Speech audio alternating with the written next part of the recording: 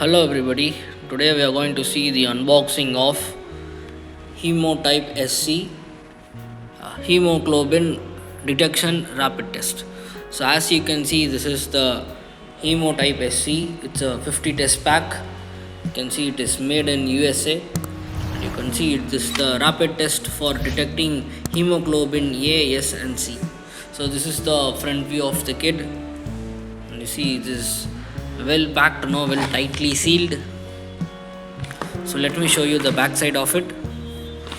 So as you can see, this is the HemoTypeSC. You can see it contains 50 test strips, 50 blood sampling devices, 3 dropper pipettes and instructions for use. It has an optimal storage temperature of -20 to -40 degrees Celsius. See that once the coil is opened, it has the expiry changes to 30 days. So as you can see, this is a IVD in vitro product, and you can see the reference number is HT111. You can find the manufacturing and the expiry date. You can see it is manufactured in California, USA.